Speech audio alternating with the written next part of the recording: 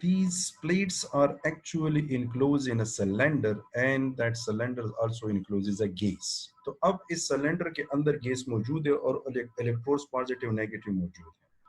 अब होगा ये कि जब ये रेडिएशन आती है तो यहाँ पर इलेक्ट्रॉन होल पेयर जनरेट हो जाते हैं। अब अगर यहाँ पर ये पोटेंशियल डिफरेंस कम है तो कम होने का मतलब ये है कि पोटेंशियल डिफरेंस करता क्या है। नंबर वन, पोटेंशियल डिफरेंस ये करता है कि यहाँ पर जो पॉजिटिव प्लेट है वो इलेक्ट्रॉन को अपनी तरफ अट्रैक्ट करता है, ये नेगेटिव प्लेट जो है वो पॉजिटिव आयन को अट्रैक्ट करता है। अब अगर ये पोटेंशियल फील्ड या इलेक्ट्रिक फील्ड वीक है तो इसका मतलब ये है कि वो अट्रैक्ट कम करेंगे और जब कम करेंगे तो उनके चांसेस ये हैं कि वो बहुत ज्यादा नजदीक होंगे। इलेक्ट्रॉन इज देयर और पॉजिटिव आयन, तो इनके दरमियान अट्रैक्शन होती है तो वो दोबारा इलेक्ट्रॉन को एब्जॉर्ब कर लेता है। तो हमारे पास जो रिकम्बिनेशन है वो रेट ज्यादा होती है बजाय इसके कि वहां पर आयन दूर भागे बिकॉज ऑफ द फील्ड। तो ये जो रीजन वन है ये रिकम्बिनेशन रीजन कहलाता है इस वजह से है कि जीरो से लेकर जो V1 रीजन है इसमें पोटेंशियल डिफरेंस आपको नजर आ रहा है as compare to the other वो कम है और इस वीकनेस की वजह से वहां पर रिकम्बिनेशन ज्यादा हो जाती है। सो अब अगर इस रिकम्बिनेशन फील्ड से हम आगे निकलना चाहें then we need to increase the voltage और V1 से हम पहुंच जाएंगे V2 पे। तो V1 रीजन जो है या रिकम्बिनेशन रीजन में जो रिकम्बिनेशन ऑफ आयन और इलेक्ट्रॉन होती है वो because of the low electric field, उस लो इलेक्ट्रिक फील्ड की वजह से रिकम्बिनेशन ज्यादा होती है, इसलिए इसको हम कहते हैं रिकम्बिनेशन रीजन। रीजन नंबर 2 को आप देखें। सो इन reason number 2 with a voltage between V1 and V2 the charge collected stays constant। यहाँ पर जो चार्ज कलेक्शन है वो कांस्टेंट है क्योंकि आपने कांस्टेंट वो जो जितने चार्ज क्रिएट हुए हैं वो अभी आप उसको क्या कर रहे हैं, कलेक्ट कर रहे हैं। Constant despite a change in the voltage because the recombination rate is zero and no new charge is produced। अब यहाँ पर जो रिकम्बिनेशन रीजन है उससे वोल्टेज ज्यादा है तो वो दोबारा जितने चार्जेस क्रिएट हो चुके हैं उनको अब हम पोटेंशियल इंक्रीज करके कलेक्ट कर रहे हैं। तो ये कहलाता है आयनाइजेशन रीजन। जितनी भी आयनाइजेशन हो चुकी है उसको अब हम कलेक्ट कर रहे हैं बिटवीन V1 एंड V2 और इस रीजन को इसलिए कहते हैं ionization region because of the voltage. This is called ionization region, ionization chamber. इसको आयनाइजेशन रीजन भी कहते हैं या इस काउंटर का नाम या इस चैम्बर का नाम है आयोनाइजेशन चैम्बर। तो अब अगर कहीं पर डिटेक्टर्स आपके पास आए और उसमें आ जाए कि जी व्हाट इज आयोनाइजेशन चैम्बर, तो आयोनाइजेशन चैम्बर में जितने भी इलेक्ट्रॉन होल पेयर उस रीजन में डिटेक्टर में जनरेट होते हैं उनको पोटेंशियल फील्ड की वजह से उसको हम रजिस्टर करवा लेते हैं या कलेक्ट कर लेते हैं, इसलिए इसको हम कहते हैं ionization chamber. The output signal is proportional to the particle energy dissipated in the detector। अब जो आउटपुट सिग्नल हमारे पास आएगा करंट की सूरत में या पल्स की सूरत में वो प्रोपोर्शनल होगा पार्टिकल की जितनी एनर्जी होगी, क्योंकि ये आयोनाइजेशन है और इससे पहले हम पढ़ चुके हैं कि आयोनाइजेशन के लिए इस गैस चैम्बर में 30 इलेक्ट्रॉन वोल्ट की एनर्जी दरकार होती है। तो अगर एनर्जी ज्यादा होगी, अगर एनर्जी इंसिडेंट रेडिएशन की ज्यादा होगी तो number of electron ion pair ज्यादा होंगे, इसका मतलब है आयनाइजेशन ज्यादा होगी और उसी आयनाइजेशन चैम्बर को हम क्या कर रहे हैं, यूटिलाइज कर रहे हैं बिकॉज ऑफ द पोटेंशियल। तो जो इंसिडेंट एनर्जी होगी उतनी ही ज्यादा आयनाइजेशन होगी। तो इसका मतलब यह है कि अब अगर हम आयनाइजेशन चैम्बर में है या आयनाइजेशन रीजन में है तो वो हमें बताता है कि पार्टिकल इंसिडेंट पार्टिकल की एनर्जी कितनी है। So therefore measurement of particle energy is possible। तो अगर आपने एनर्जी को पार्टिकल की एनर्जी को मेजर करनी है तो सिंपली आप आयनाइजेशन रीजन में चले जाएं और एक खास वोल्टेज रखें और वो आपको बताएगा कि जी कम है या ज्यादा है उस पार्टिकल इंसिडेंट पार्टिकल की energy. Since the signal from an ionization chamber is not large, only strong ionizing particles such as alpha, proton, fission fragments, and other heavy ions are detected by such detectors। अब इसमें limitation ये है कि जो week particles होंगे, week particles का मतलब ये है कि फॉर एग्जांपल हमारे पास 30 इलेक्ट्रॉन वोल्ट से कम एनर्जी है या एग्जैक्टली 30 है, तो उसकी रेट ऑफ आयनाइजेशन कम होगी या नहीं होगी, तो वो पार्टिकल तो रेडियोएक्टिव रेडिएशंस तो वो हैं, लेकिन उसको हम डिटेक्ट इस वजह से नहीं कर सकते कि वहां पर वो आयनाइजेशन क्रिएट नहीं कर पा रहे। तो इसलिए इस रीजन में वो पार्टिकल्स रजिस्टर हो सकते हैं जिसकी एनर्जी ज्यादा हो। और एनर्जी किन पार्टिकल की ज्यादा हो सकती है? अल्फा की ज्यादा होती है, प्रोटॉन्स की ज्यादा होती है, या जो फिशन फ्रेगमेंट्स होते हैं या कोई हैवी आयन्स होती है, उसको इस रीजन में हम डिटेक्ट करवा सकते हैं। तो मतलब ये है कि ये जो आयनाइजेशन रीजन है ये लिमिटेड रीजन है या उसकी लिमिटेशन है। वो कौन सी है कि लो एनर्जी वाले रेडिएशंस को हम यहाँ पर इजीली डिटेक्ट नहीं कर सकते। Okay, the next region is region number 3, और वो रीजन नंबर 3 है proportional region. The name is clear, proportional, और वो V2 और V3 के दरमियान। इसका मतलब है V2 से ज्यादा होगी और V3 के दरमियान। In this region, with the voltage between V2 and V3, the electric field is so strong in a certain fraction of the detector volume that electron from the primary ionizing acquire enough energy between collisions to produce additional ionization charge multiplication। यहाँ पर हो गई है। अब ये होगा कि हम तो मुसलसल पोटेंशियल बढ़ा रहे हैं, लेकिन उसका एक फायदा तो ये है कि आयनाइजेशन रीजन में तो हो गया, लेकिन अगर सारे आयंस कलेक्ट करने के लिए खास वोल्टेज चाहिए होते हैं, वो V2 है। अब उससे हम ऊपर जा रहे हैं, तो अब आप कर क्या रहे हैं कि वहां पर जो इलेक्ट्रॉन्स और आयन जनरेट हुए हैं उसको आप एनर्जाइज कर रहे हैं। वो जो एनर्जी गेन करेंगे वो जाकर मजीद उसी गैस को हिट करेंगे और मजीद सेकेंडरी आयनाइजेशन क्रिएट करेंगे। So the collected charge start increasing, और यहाँ पर जो कलेक्शन ऑफ चार्ज है, क्योंकि ये अब ऊपर जा रहा है, ऊपर का मतलब ये है कि यहाँ पर जो प्राइमरी आयनाइजेशन है वो जाकर सेकेंडरी आयनाइजेशन क्रिएट कर रहे हैं, तो आयनाइजेशन इंक्रीज करने की वजह से वो राइज हो रही है।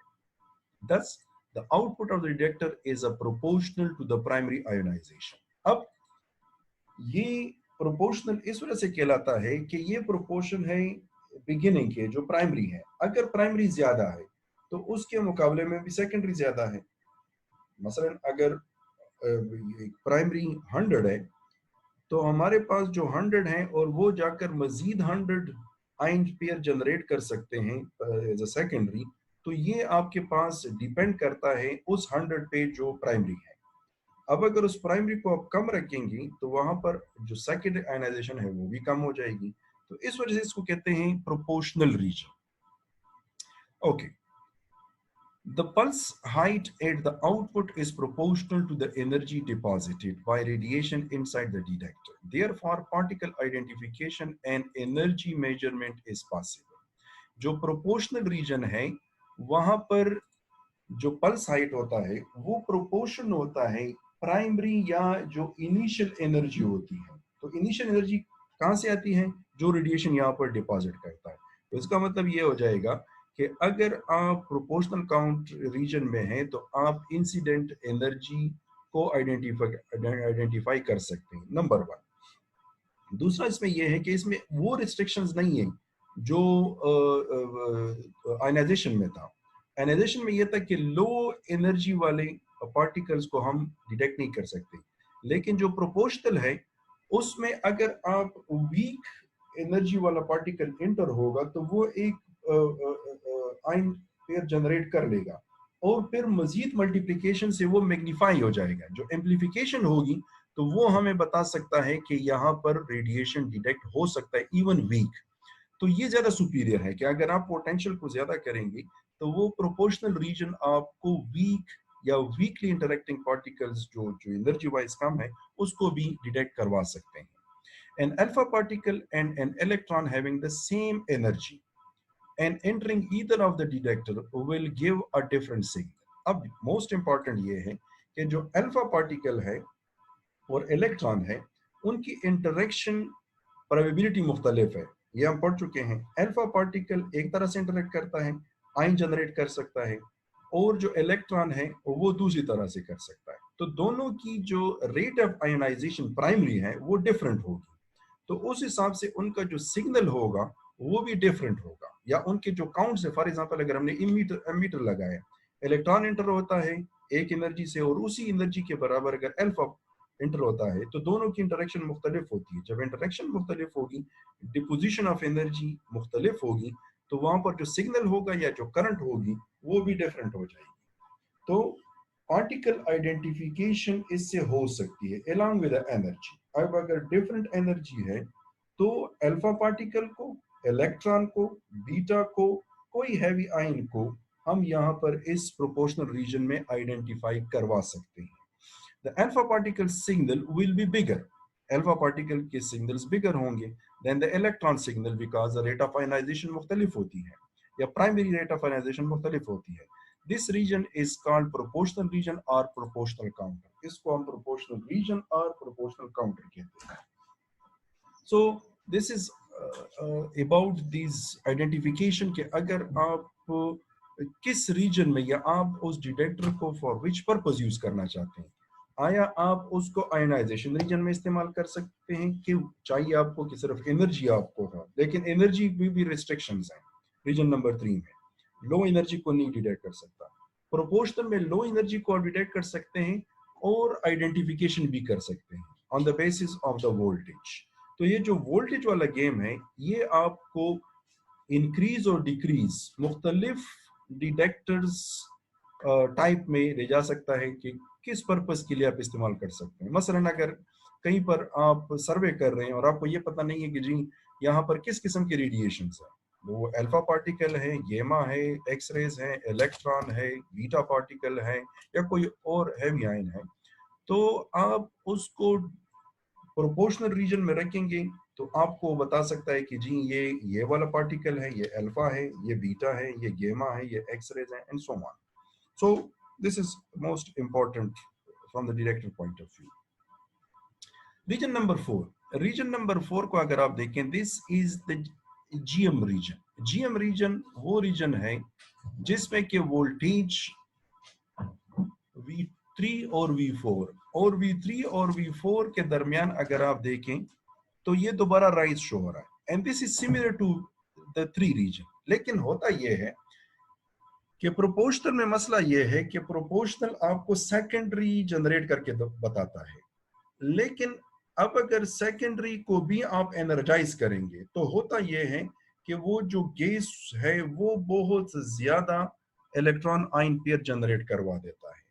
मतलब इसका यह है कि जो छोटी सी वोल्टेज में डिफरेंस है वो उसको मैक्सिमम आयनाइजेशन पे ले जाता है, जिसको कहते हैं एवलांच। तो ये रीजन जो है ये थोड़ा सा ट्रिकी है और इसको हम उस पर्पस के लिए इस्तेमाल नहीं कर सकते जिसको हम प्रोपोर्शन के लिए इस्तेमाल करते हैं। In this region with a voltage between V3 and V4, the electric field inside the detector is so strong that a single electron ion pair generated in the chamber is enough to initiate an avalanche of electron ion pair। avalanche का मतलब ये है कि secondary से ऊपर चला जाता है। एक इलेक्ट्रॉन होल पेयर जो है वो number of electron hole pair generate कर सकता है। इसका मतलब है पूरा एक रश बन जाता है जिसको एवलांच कहते हैं। तो छोटी सी अगर थोड़ा सा भी लो एनर्जी का पार्टिकल एंटर होता है तो वो जाकर इलेक्ट्रॉन होल पेयर जो जनरेट करता है वो जाकर मजीद एवलांच जनरेट कर लेता है। This avalanche will produce strong signal with a shape and height independent of the primary ionization. अब मसला यह है कि वीक पार्टिकल का मतलब है वीक एनर्जी वाइज पार्टिकल, और जो स्ट्रॉन्ग एनर्जी वाला पार्टिकल है वो दोनों एवलांच जनरेट करते हैं, तो हम आइडेंटिफिकेशन नहीं करवा सकते। तो जो प्राइमरी आयनाइजेशन है उसके हिसाब से उस पर वो डिपेंड नहीं करता। प्राइमरी आयनाइजेशन चाहे जो भी हो, कम हो या ज्यादा हो, लेकिन दोनों का आउटपुट क्या होता है, एवलांच होता है।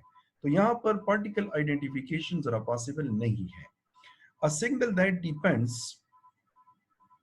a signal that depends and okay, let's read this one again.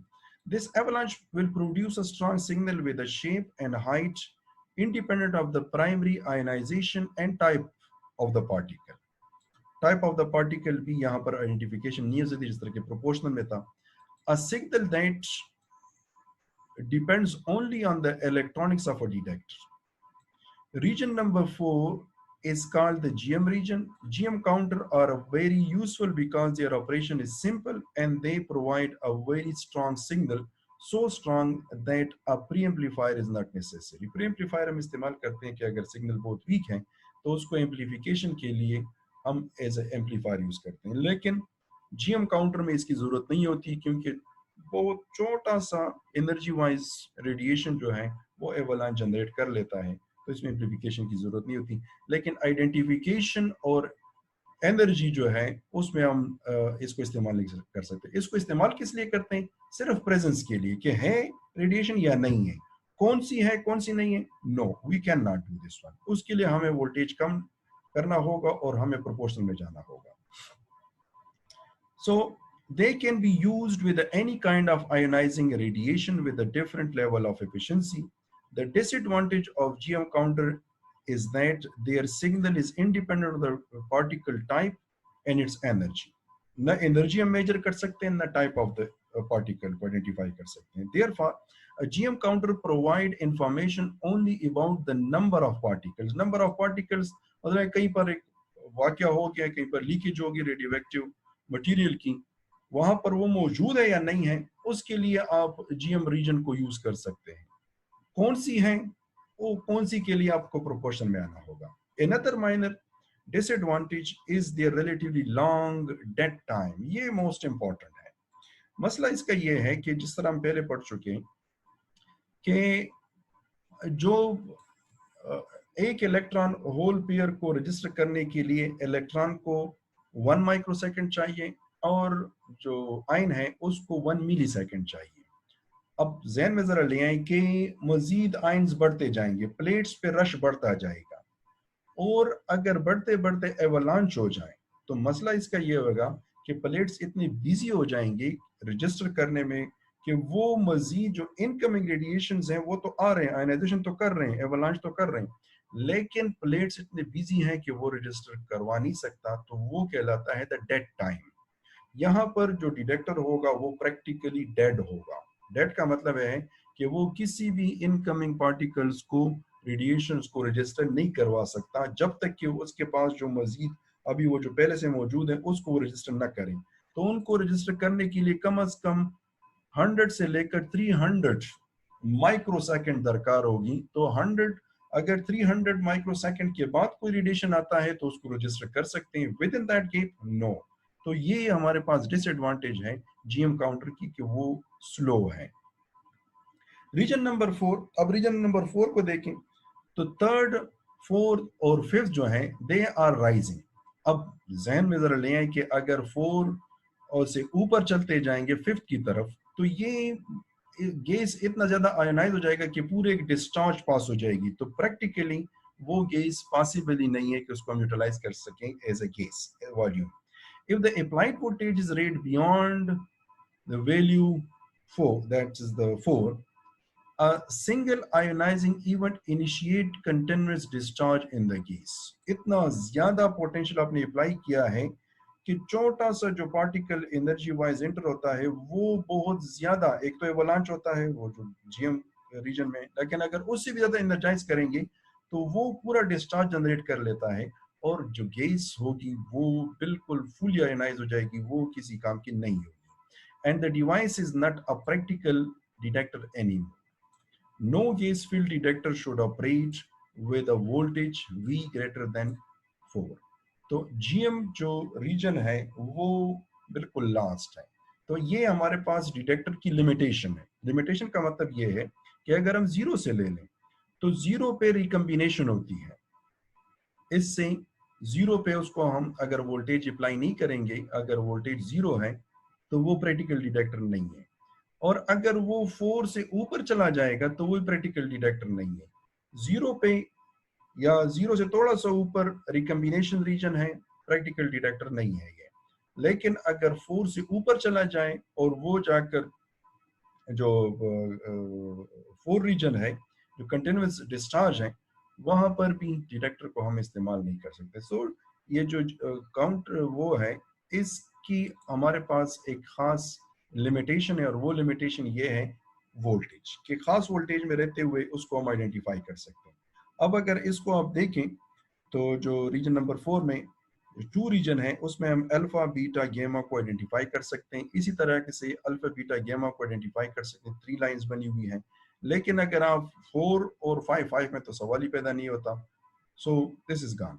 लेकिन 1 को आप देखें तो जो rate of ionization alpha particle की है, बीटा की है और गामा की है वो डिफरेंट है। तो अब अगर 0 से लेकर 3 लाइंस शो हो रही है तो इसका मतलब है these can be identify in these regions, लेकिन जीएम काउंटर रीजन में इम्पॉसिबल।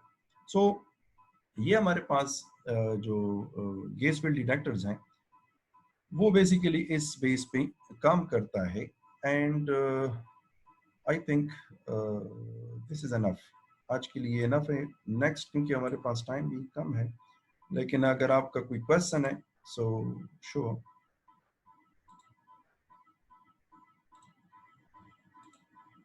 जी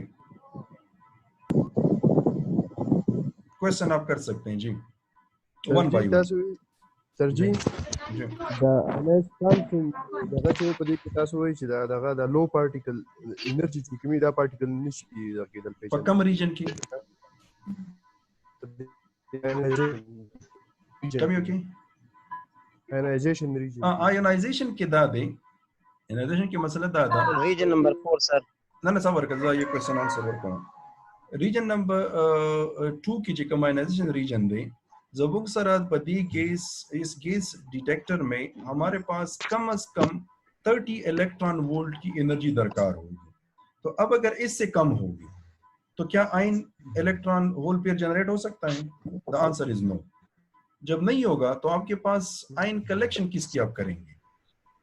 तो इस वजह से जो थ्रेशोल्ड वैल्यू है इस डिटेक्टर के लिए वो 30 प्लस, 30 तो मिनिमम है, 30 प्लस होनी चाहिए, राइट? क्योंकि अगर आप लेक्चर नंबर 10 को जरा देखें तो वहां पर वो जो स्लाइड है ये वाला 30 इलेक्ट्रॉन वोल्ट चाहिए है, और अगर 3 फॉर एग्जांपल MeV है which is quite higher then the 30 electron volt, तो इलेक्ट्रॉन वोल्ट पेयर बनेंगे। अब अगर एग्जैक्टली 30 चाहिए और 30 आप प्रोवाइड करें तो एक इलेक्ट्रॉन वोल्ट पेयर बनेगा। Yes sir. अब अगर इसको आप 60 करेंगे तो 2 बनेंगे एंड सो ऑन। बस समझ में आ गई? So that's the reason. जी next question. Yes sir. Region number 4 ने द सेकेंडरी आयनाइजेशन खत्म शो गाना ना द सेकेंडरी आयोनाइजेशन सेवांशु दुमरा सेवांशु इतना ज्यादा हो गया है कि वो एवलांच जनरेट होता। फॉर एग्जांपल अगर रीजन नंबर 3 को हम देखें तो हम ये कह सकते हैं कि एक जो प्राइमरी आयन है वो सेकेंडरी आयन एक जनरेट कर लेता है, 1:1 रेशो है। लेकिन अब अगर आप रीजन 4 को देखें जिसमें वोल्टेज बहुत ज्यादा है तो एक इतना ज्यादा एनर्जाइज है कि वो बहुत सारे मजीद सेकेंडरी आयन पेयर्स जनरेट करवा सकते हैं, which is known as an avalanche, right? जी नेक्स्ट क्वेश्चन।